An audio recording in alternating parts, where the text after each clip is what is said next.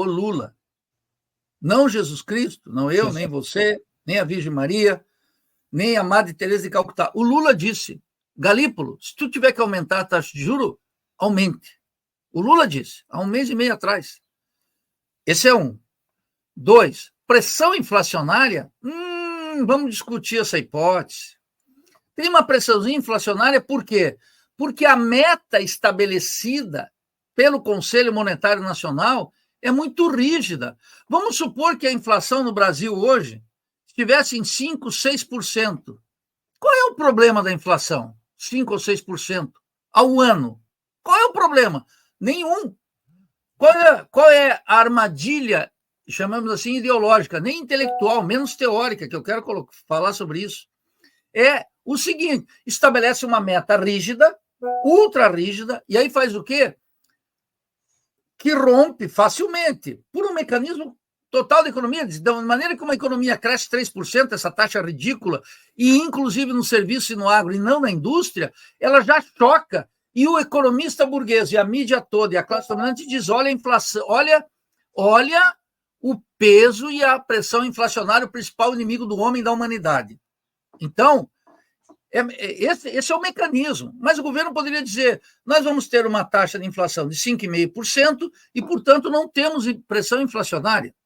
Por outro lado, a questão que está sendo, que não é discutida pelo governo por razões óbvias, porque é um governo dos banqueiros, mas por essa oposição keynesiana de 5ª categoria, de 8ª categoria, cúmplice desse governo, não discute o seguinte, as empresas, até o Valor, que é o jornalão burguês decadente, diz o seguinte, nós estamos atuando, o Brasil, os burgueses, os empresários, estão atuando sem capacidade ociosa.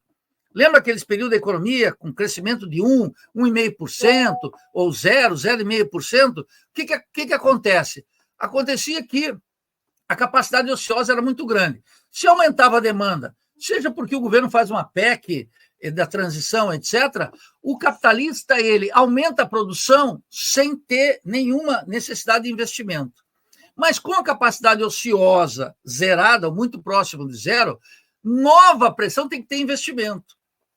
Como é que vai crescer a taxa de investimento? Com 3 ou 4 condicionantes. Primeiro, uma taxa de juros elevadíssima e os bancos não emprestam para o setor produtivo porque é muito mais rentável aplicar nos títulos da dívida pública e nas operações compromissadas.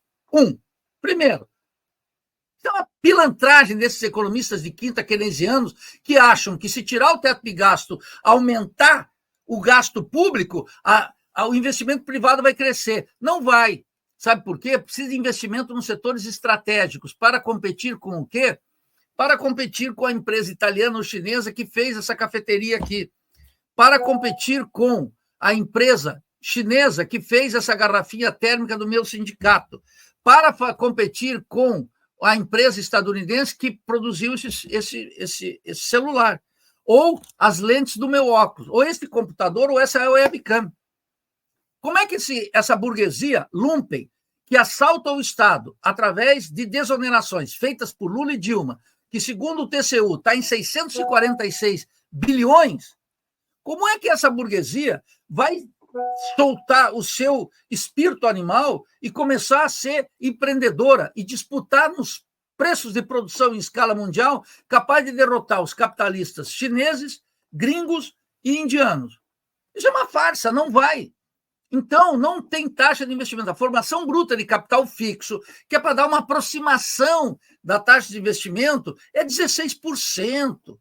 Já na ditadura, nós tivemos a época de 21%, 20%, quase 22%.